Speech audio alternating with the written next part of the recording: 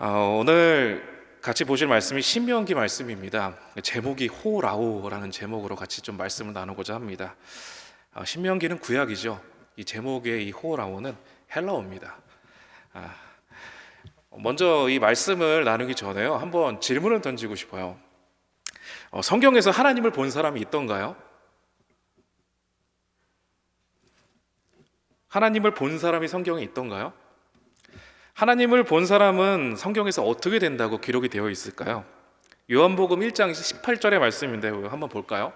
본래 하나님을 본 사람이 없으되 아버지 품속에 있는 독생하신 하나님이 나타내셨느니라. 하나님을 본 사람을 성경에서 말하는데 어떻게 말하냐면 하나님을 본 사람은 없다라고 말합니다. 또한 주 예수 그리스도를 제외하고는 아무도 하나님을 본 사람이 없다라고 증거를 합니다.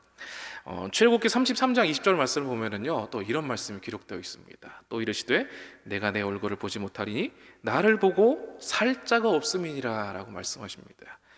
하나님을 본 사람은 성경에서 어떻게 된다고 말하나요? 죽는다고 말하죠. 내가 내 얼굴을 보지 못하리니 나를 보고 살 자가 없습니다라고 말씀하십니다. 이 성경의 사람들이요, 이 하나님에 대한 환상이나 또 하나님의 형상 혹은 하나님의 모양들은 보았으나 하나님을 직접적으로 실체를 보았던 사람은 아무도 없는 것이죠. 근데 하나님을 경험한 사람들의 이야기는 성경에서 쉽게 찾아볼 수가 있습니다. 창세기의 32장에 보시면은요, 야곱이 어떤 사람과 씨름을 합니다. 우리가 다 아실 줄 압니다. 창세기 32장 30절 말씀인데요, 그가 이르기를 내가 하나님과 대면하여 보았으나 내 생명이 보존되었다 함이더라. 야곱은요, 사람처럼 나타나신 하나님을 보았던 것이죠. 역시 그가 진짜로 하나님을 본 것은 아니었습니다. 우리가 잘 아는 삼손의 부모도요, 하나님을 보았다는 기록이 있습니다. 사사기 13장 22절 말씀인데요, 그의 아내에게 이르되 우리가 하나님을 보았으니 반드시 죽으리이다 하니. 삼손의 부모가요, 그들이 하나님을 보았다는 것을 깨닫고 두려움에 떨었지만 실제로 그들은요, 단지 천사의 모습으로 나타나신 하나님을 보았을 뿐입니다. 요한복음 6장 46절에 보면은요, 이는 아버지를 본 자가 있다는 것이 아니니라 오직 하나님에게서 온 자만 아버지를 보았느니라 라고 말씀하십니다. 예수님 자신 외에는 하나님을 본 사람이 없다라고 말씀을 하십니다. 요한복음 1장 1절에요, 태초부터 하나님과 함께 계시던 말씀, 이 하나님이신 예수님이 인간이 되셔서 이 땅 가운데 오심으로 인하여서 우리는 예수님을 통해서 하나님을 볼 수 있게 된다는 것입니다. 요한복음 14장의 말씀을 보시면은요, 빌립이 예수님께서 내 아버지라고 말씀하셨을 때 그 아버지를 내게도 좀 보여주십시오라고 얘기하는 대목이 나옵니다. 이때 예수님께서 빌립에게 이렇게 말씀을 하시죠. 나를 본 자는 아버지를 보았거늘 어찌하여 아버지를 보이라 하느냐라고 말씀을 하십니다. 즉 예수님을 통해서 하나님을 볼 수 있다라는 것을 말씀을 하는 것을 우리가 성경을 통해서 볼 수 있습니다. 구약 성경의 믿음의 선배들로 하여금 우리가 또 예수님을 통해서 하나님을 볼 수 있다는 것을 또 볼 수 있습니다. 그들의 시대에는요, 아직 예수님이 이 땅에 오시지 않으셨습니다. 하지만 이 땅에 오실 예수님을 바라보면서 하나님을 본 것처럼 기뻐했습니다. 그래서 예수님께서는요, 요한복음 8장 56절처럼 너희 조상 아브라함은 나의 때에 볼 것을 즐거워하다가 보고 기뻐하였느니라 라고 말씀을 하셨습니다. 우리가 예수님을 바라보면 예수님을 통해서 우리를 사랑하시는 참된 하나님을 볼 수가 있다라는 것입니다. 왜 이렇게 밑도 끝도 없이 계속 하나님을 본 것에 대한 이야기를 계속 하느냐? 오늘 본문의 제목이요, 요한복음 1장 18절에 나오는 그런 본다라는 뜻의 단어가 바로 이 호라오라는 단어이기 때문입니다. 오늘 주제 말씀인 것이죠. 보다라고 뜻을 가진 단어는요, 헬라어에서 진짜 많이 찾아볼 수가 있습니다. 그 중에서 몇 가지만 정리를 한번 이뤘습니다. 옵타노마이라고 하는 말이 있습니다. 이것은 자기의 시각으로 본다는 의미입니다. 그러니까 내가 보고 싶은 대로 내 관점을 갖고 본다라는 그런 뜻을 가지고 있습니다. 그리고 에이도온이라는 단어가 있습니다. 이것은 보면서 하나님께서 주시는 그 은혜, 하나님께서 비춰주시는 뜻을 보면서 나아간다라는 그런 의미를 갖고 있는 단어입니다. 맨 처음에 말씀드렸던 이 옵타노마이라는 단어처럼 자기 관점으로 본다는 것, 사실 자기 관점으로 본다는 것은요, 보고 있어도 못 본다라는 그런 의미로도 해석을 할 수가 있는 것입니다.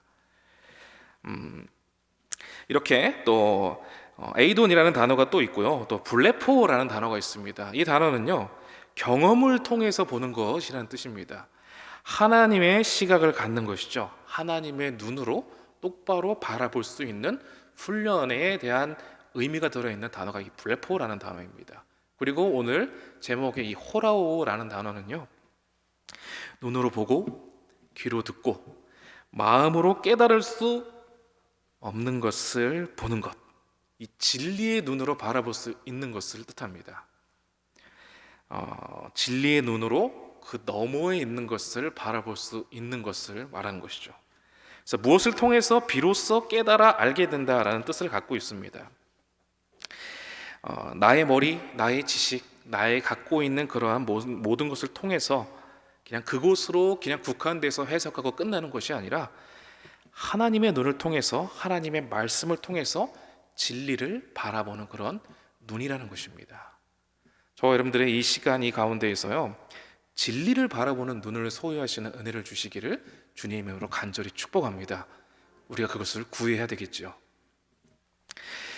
진리를 바라볼 수 있는 눈을 소유하기 위해서는요, 우리는 지금 우리가 처해 있는 신앙의 현 주소를 점검해 볼 필요성을 갖고 있습니다. 그래서 이렇게 말씀을 드릴 수가 있습니다. 우리 한번 같이 읽어볼까요? 신앙의 연조는 변화되어야 한다. 자막으로 올렸는데 자막이 안 떠가지고요, 다시 한번 할게요. 같이 한번 읽겠습니다. 신앙의 연조는 변화와 비례해야 된다. 저 모태신앙입니다. 이래봬도요. 그래서 이 모태신앙이라고 하면은요, 굉장히 신앙의 영조가 깊어 보여요. 그죠? 태어날 때부터 계속 교회에서 있었기 때문에요. 그런데 이렇게 평생의 믿음 생활했다라는 것이요, 한편으로는 자랑스럽게 얘기할 수 있지만 또 단면으로는 자랑이 아닐 수도 있게 될 때가 있습니다. 모태신앙이라 한다면요, 참 교회 내에서 어떠한 직책과 그런 위상을 강조하여서 정말 진실한 기독교인이다라는 것을 자랑하지만은요, 실상 그의 행실은요, 본받을 것이 전혀 없는 사람일 수도 있기 때문이거든요. 어떤 사람은 재물과 학벌을 내세워서 정말 고상하고 또 우아한 교인인 체하지만 그의 속사람은 남을 계속해서 비방하고 비난하기를 좋아하고 이웃의 정말 조그마한 실수라도 꼬투리 잡아서 들춰내어야지만 직성이 풀리는 그러한 세상의 욕심을 그대로 갖고 있는 옛사람의 성품을 그대로 유지하고 있는 사람일 수도 있기 때문입니다. 평생을 믿음 생활을 했다. 가장 중요한 건 뭘까요? 10년, 20년, 30년, 몇십 년 동안 이 신앙을 유지했다. 내가 1대다, 내가 2대의 믿음이다, 3대의 믿음이다, 4대, 5대의 믿음까지 내가 이러한 믿음을 소유하고 있다. 하지만 가장 중요한 포커스는 뭘까요? 지금의 나입니다. 현재의 나. 내가 지금 하나님을 만난 은혜를 통해서 변화가 되었는지, 하나님의 은혜를 믿고 삶에서 주님을 경험하고 살아가고 있는지, 하나님을 만난 은혜로 고백을 하고 있는지가 가장 중요하다라는 것입니다. 주님과의 만남이 있는지, 주님을 경험했는지, 하나님께서 찾으시는 그 한 사람의 예배자로 발견이 되고 있는지,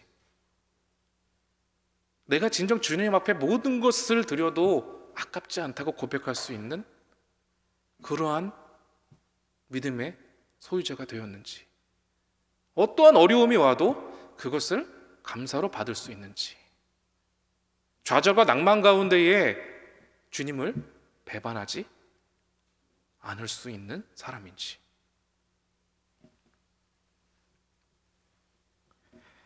하나님을 경험하고 하나님을 만남 없이 신앙생활을 했다라고 말할 수 있을까요?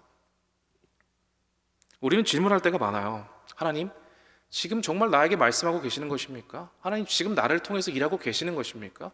하나님, 지금 이 자리에 계시는 것입니까? 등 뒤에서 일하고 계신다는데 지금 계시는 건 맞나요? 우리는 질문을 던질 때가 많이 있습니다. 제가 확실하게 말할 수 있는 것은 이것 한 가지입니다. 하나님의 은혜에서 주님을 경험하고 주님을 만나는 일이 없었다면요, 보여줘도 볼 수 없고 들려줘도 절대로 들을 수 없는 사람일 것입니다. 열왕기상 18장 22절의 말씀을 보면은요, 우리가 잘 아는 말씀입니다. 엘리야와 바알의 선지자들의 대결을 볼 수가 있습니다. 바알의 선지자들은요, 자그마치 몇 명이었냐면 450명이 모여 있습니다. 그들은 아주 사악한 것을 따르는 사람들이죠. 엘리야는요, 백성들에게 하나님을 따를 것인지, 이 우상을 숭배하는 바알의 선지자들을 따르고 이 바알을 따를 것인지 결정해라라고 이야기를 했습니다. 그리고 엘리야는 그들에게 우상이라는 것은 절대 아무런 능력을 갖춘 것이 아니다라는 것을 확인시켜주고 싶었습니다. 그래서요, 엘리야는요, 번제를 드릴 송아지, 그리고 2마리의 송아지와 약간의 나무를 준비해오라고 시켰습니다. 그리고 이것을 바알의 선지자들에게 주면서, 야, 너희들이 섬기고 있는 이 바알에게 니네들이 불을 붙이지 말고 기도해서 불을 붙이는 놀라운 일을 해달라고 기도해봐라 라고 얘기를 했습니다. 바알의 선지자들은요, 열심히 기도합니다. 아침부터 낮까지 기도합니다. 그런데 불은커녕 따뜻해지는 그런 온도조차도 느끼지 못합니다. 그래서 막 높은 데 올라가서 막 방방 뛰면서 더욱더 열심히 기도합니다.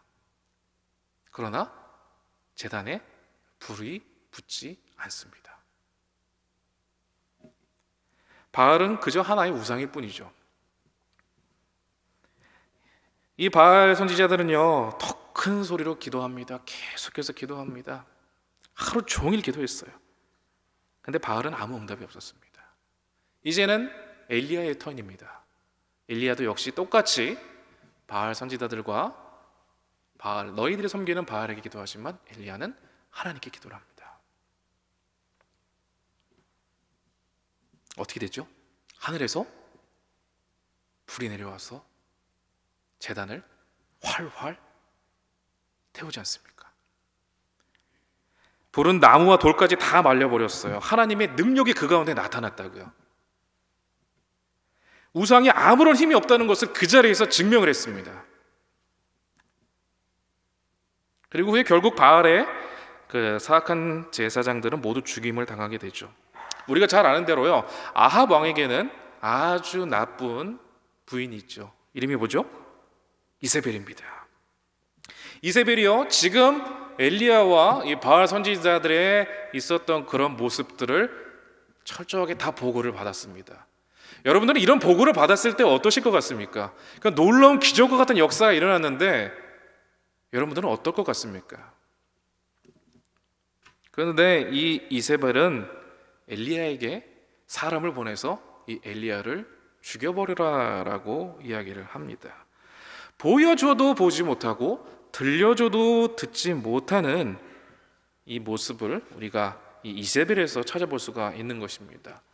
보여줘도 들려줘도 알지 못하는 그런 상황을 우리가 바라볼 수가 있는 것입니다.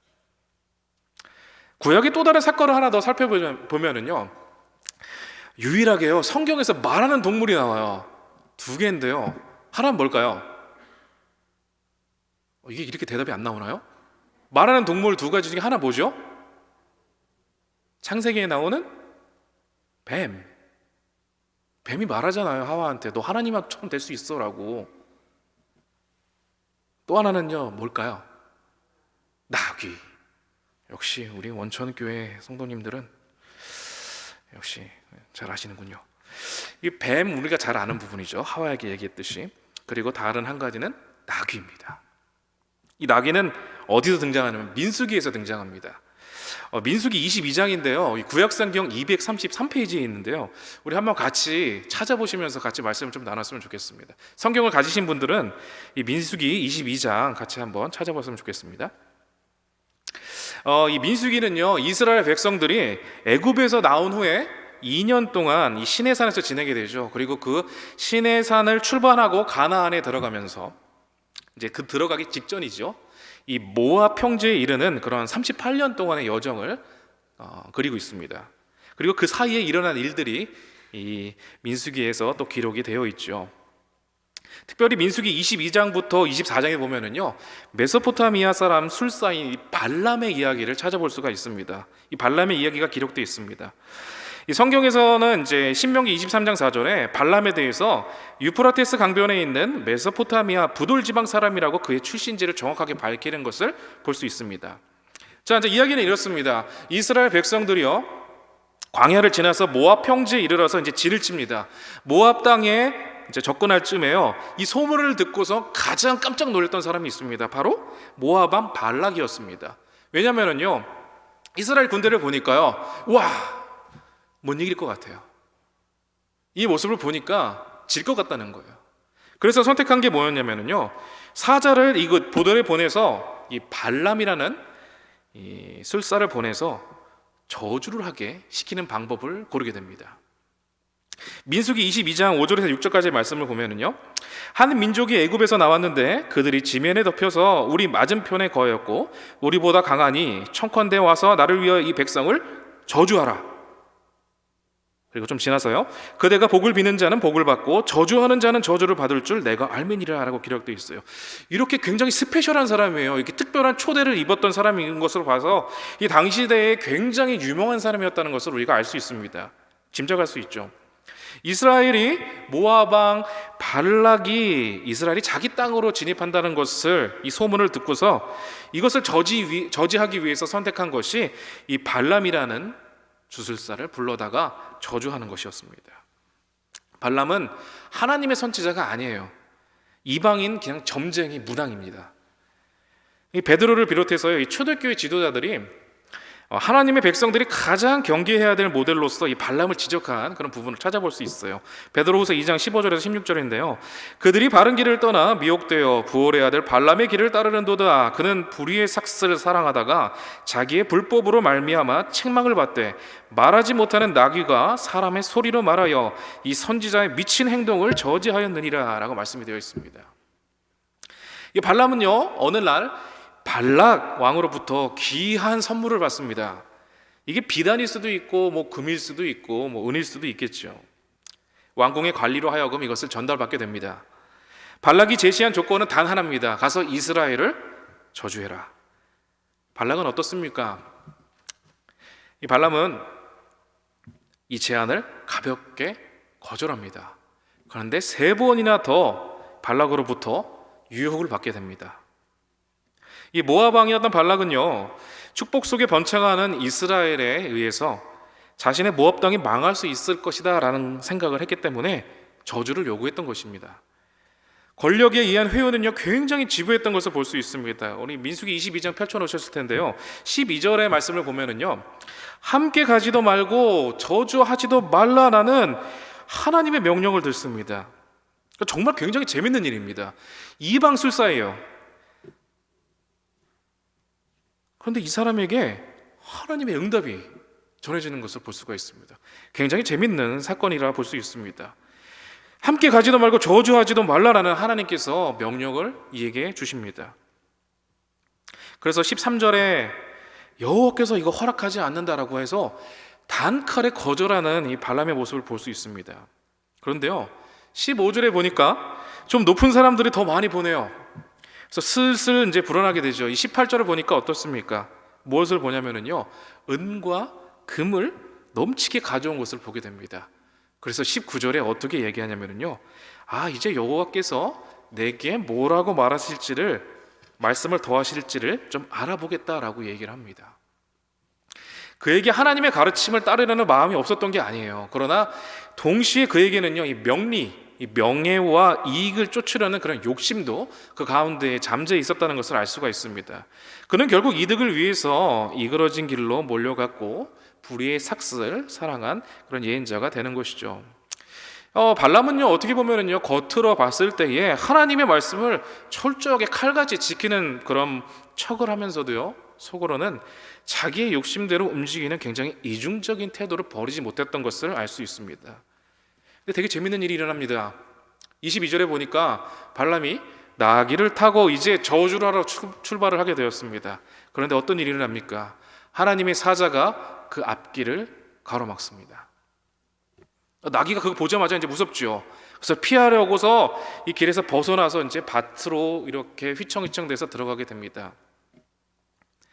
발람은 이 자식이 왜 이래 하면서 지팡이로 계속 때리게 되죠. 채찍질을 합니다. 이제 또 포도원 사이에 좁은 길에 들어가게 됐습니다. 양쪽에 벽이 있어요. 그래서 이제 좌우에 담이 있는 곳에 이르니까 이제 벽에 발람의 발을 이 나귀가 짓누르기 시작합니다. 또 어떻게 됐죠? 또 매를 맞습니다. 이제는 피할 길이 없는 아주 좁은 곳에 들어갑니다. 이때에 주의 사자를 또 본 나귀는 이제 몸을 움츠리면서 엎드리게 됩니다. 이제 대놓고 발람은 지팡이로 매질을 하게 됩니다. 이때에 여호와께서 나귀의 입을 여십니다. 그러면 나귀의 입을 여십니다. 나귀가 말을 했다고요. 뭐라고 말을 했냐면요, 발람에게 내가 당신에게 무엇을 하였기에 당신은 자꾸 나를 이렇게 3번씩이나 때리느냐라고 말을 했어요. 근데 신기하게 발람은 놀라지도 않고요, 여기에 대해서 이렇게 얘기를 해요. 네가 내 말을 거역했지 않냐, 내 손에 칼이 있었으면 넌 죽었다, 이렇게 얘기를 하는 것을 볼 수가 있습니다.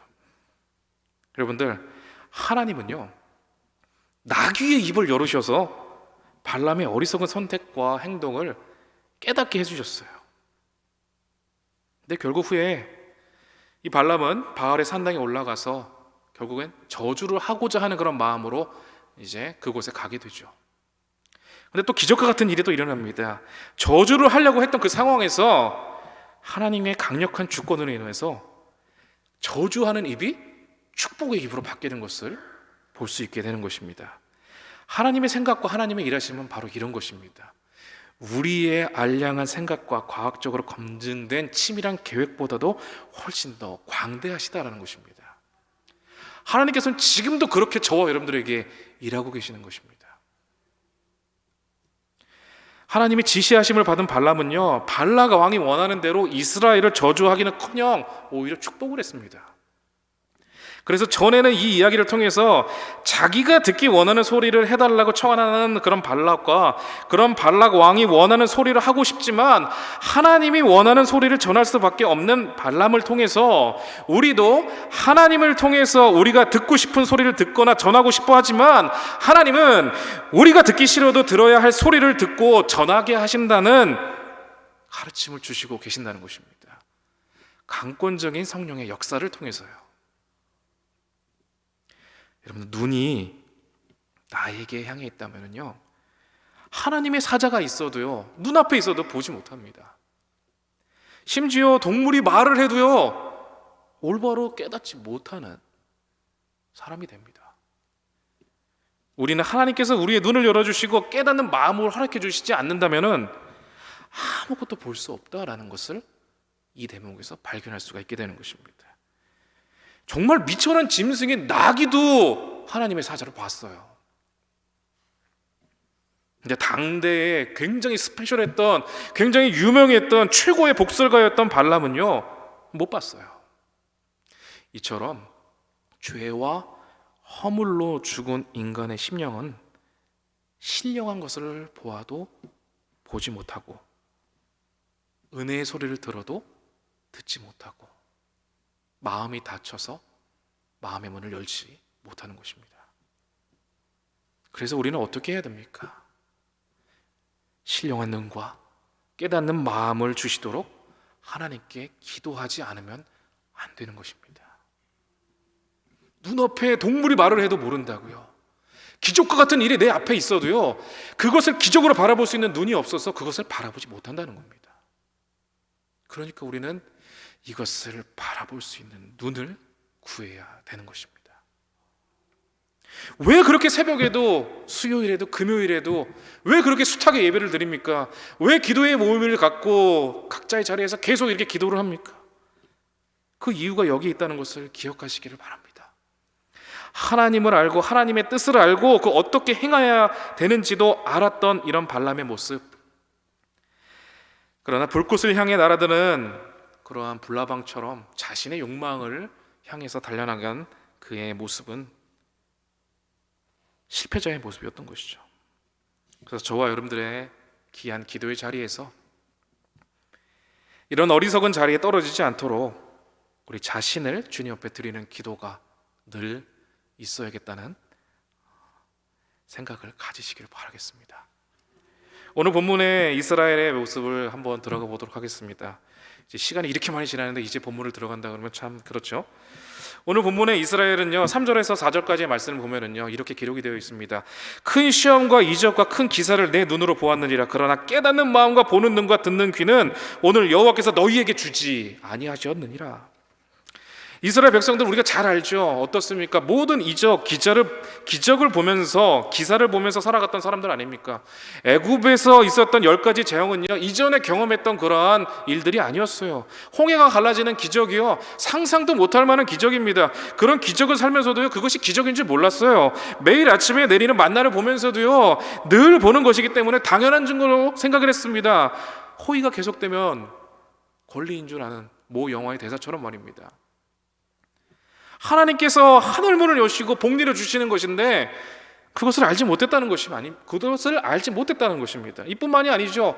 뜨거운 사막의 열기를 막아주는 그런 구름을 보면서 이것이 하나님의 특별한 돌보심이다라는 것도 몰랐고요. 하나님께서 추위를 피하기 위해서 불기둥으로 커다란 난로를 만들어 주신 것조차도 몰랐어요. 늘 보는 것이기 때문에 당연한 줄 알았다는 것이죠. 5절에서 6절 말씀을 보니까 이렇게 기록이 되어 있습니다. 주께서 40년 동안 너희를 광야에서 인도하게 하셨거니와 너희 몸에 옷이 낡아지지 아니하였고 너희 발이 신이 헤어지지 아니하였으며 너희에게 떡도 먹지 못하며 포도주나 독주를 마시지 못하게 하셨으면 주는 너희의 하나님 여호와이신 줄을 알게 하려 하심이니라 라고 말씀을 주십니다. 나는 너희의 하나님이다 라는 구절이요 30번이 넘게 등장하는 구절입니다. 내 하나님 여호와, 우리의 하나님 여호와, 우리 하나님 너희의 하나님 여호와이신 줄을 알게 하려 한다는 의미의 말씀.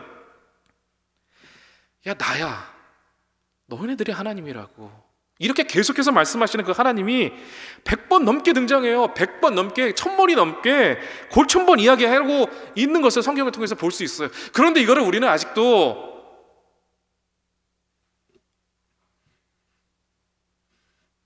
모를 수도 있다는 것입니다. 그도 그럴 것이요. 이스라엘 백성들이 가나안에 입성하기 전부터 존재했던 산당이 있습니다. 히브리어로 바마라고 합니다. 문자적으로는 높은 곳을 이야기합니다. 이 신들이 높은 곳에 있다고 믿어가지고요 계속 높은 곳에 짓는 것입니다. 우리도 뭐 절간 같은 것이나 뭐 산 정상 뭐 꼭대기 보면은 그런데 막 절간 있고 그렇지 않습니까? 그렇게 신들이 높은 곳에 산다고 믿어서 계속해서 높은 데서 이렇게 짓는 것이죠. 이 바마라는 말이요 무슨 목적으로 가는지 몰라서 묻는 것, 아무 유익도 없는 그곳에 왜 가느냐라는 뜻을 갖고 있어요. 이 바마라는 말이 무엇을 얻으려고 거기에 가느냐라는 말의 뜻을 갖고 있습니다. 에스겔서 20장 29절에 등장하는 말씀인데요. 이 산당이라는 것은요 가나안 사람들이 신들을 섬기는 가장 중요한 지역이었습니다. 각종 문란한 일들, 정말 입에 담을 수도 없는 그러한 더러운 우상 숭배의 거점이 된 산당이었습니다. 하나님께서요 우상을 제거하라고요 성경에 보면 진짜 수도 없이 말씀하십니다. 우상을 제거해라, 우상을 제거하라. 다만 산당들을 제거하지 아니하였으므로 백성이 여전히 산당에서 제사하며 분향하였더라. 열왕기하 12장 3절에서 4절까지의 말씀들이 있습니다. 정말 모든 것을 제거하긴 했는데 산당만큼은 제거하지 않았다는 구절이 있어요.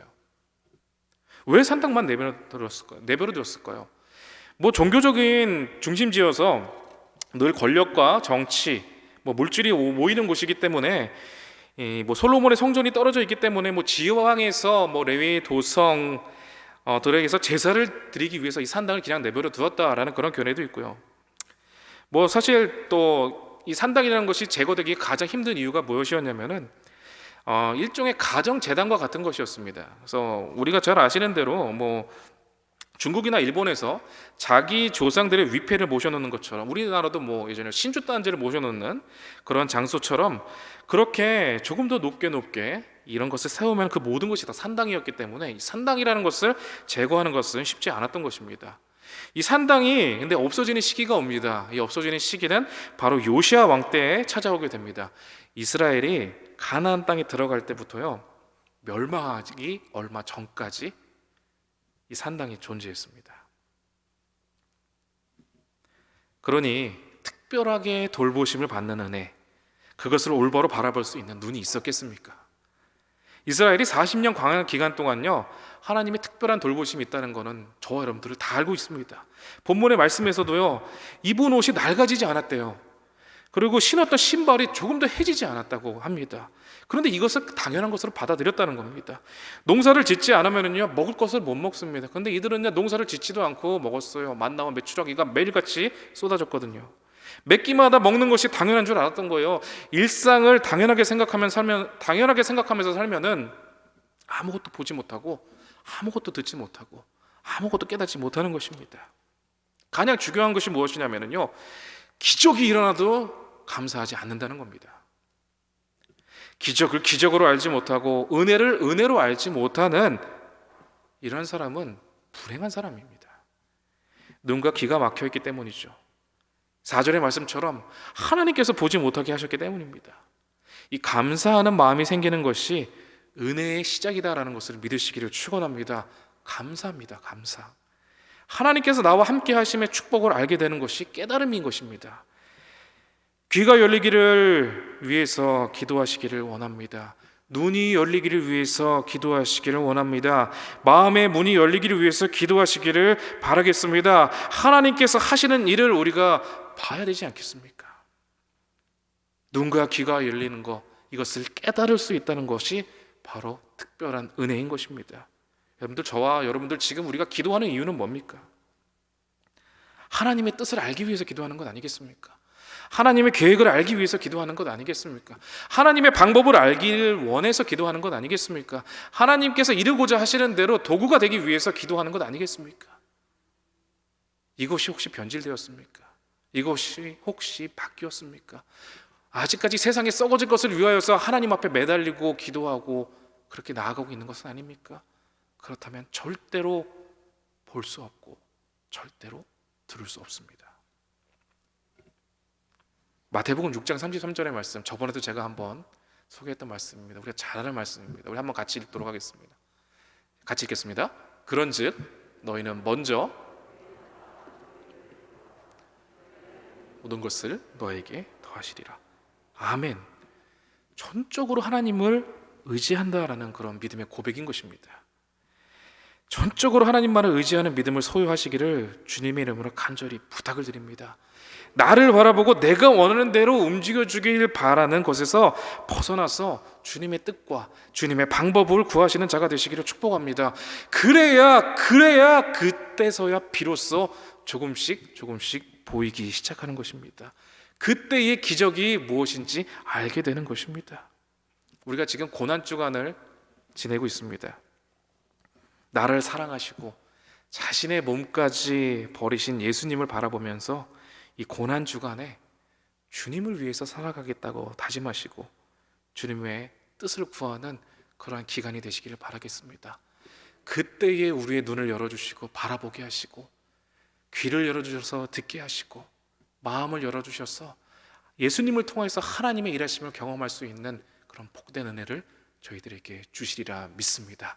이것을 소유하시면서 신앙의 승리를 쟁취하시는 저와 여러분들의 믿음의 삶이 되시기를 주님 이름으로 간절히 축원합니다.